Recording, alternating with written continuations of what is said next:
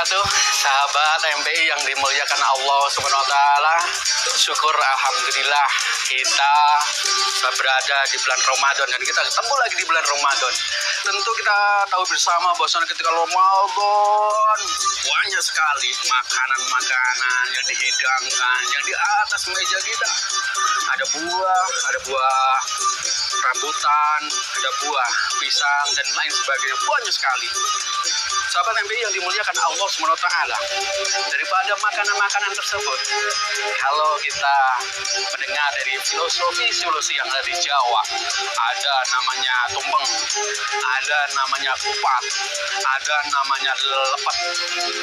Orang Jawa biasanya mempunyai filosofi makna-makna tersendiri tentang makanan.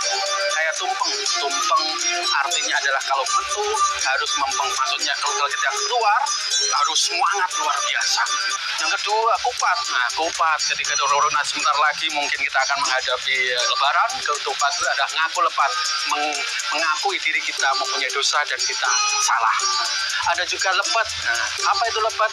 Lepet adalah sesuatu yang salah disimpan rapet-rapet. Ini adalah filosofi Jawa tentang makna makanan. Bagaimana dengan Islam? Islam sangat mengajarkan sekali tentang makanan.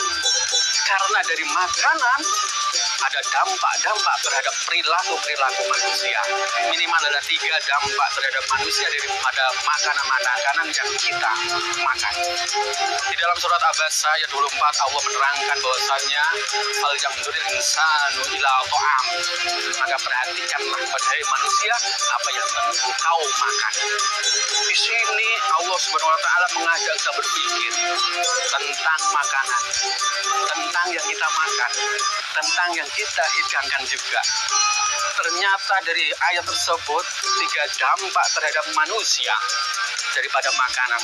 Yang pertama, dampaknya terhadap perilaku manusia. Ya mari kita lihat, coba kita melihat bagaimana binatang-binatang yang diharamkan oleh Allah Subhanahu wa taala dan juga binatang-binatang yang dihalalkan oleh Allah Subhanahu wa taala. Kenapa Allah Subhanahu wa taala mengharamkan singa, mengharamkan anjing dan mengharamkan dan sebagainya, mereka yang buas-buas tersebut. Dan kenapa Allah Subhanahu wa taala menghalalkan kambing, menghalalkan sapi, domba dan sebagainya? Karena di situ ada perilaku yang akan berpengaruh terhadap manusia tersebut.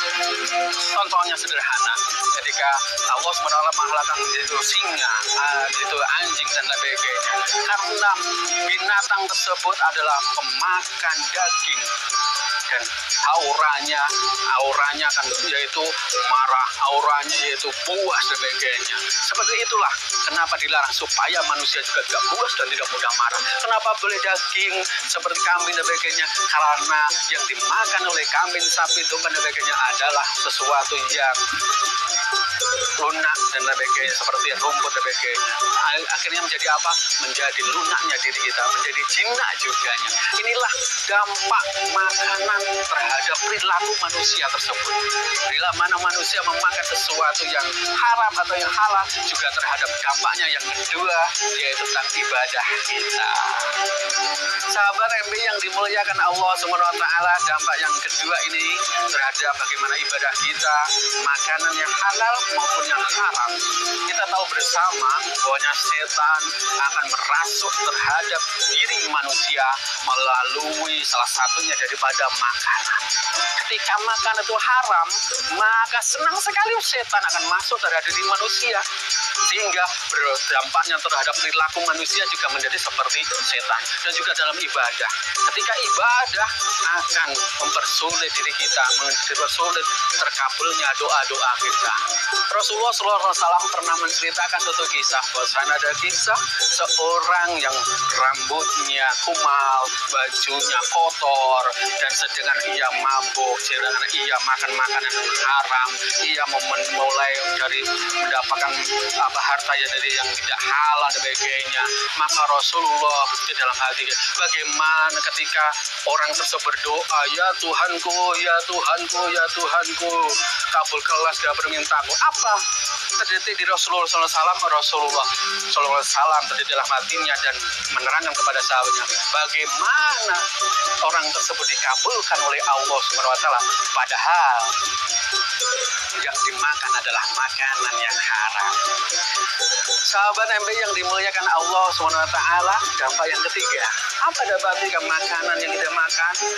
Yaitu terhadap generasi kita, anak-anak kita, anak-anak cucu kita dan sebagainya. Ini dampaknya terhadap mereka, tidak hanya berdampak terhadap diri kita berdiri sebagai manusia, sebagai orang tua, dampaknya akan sampai kepada generasi yang kita terus seterusnya.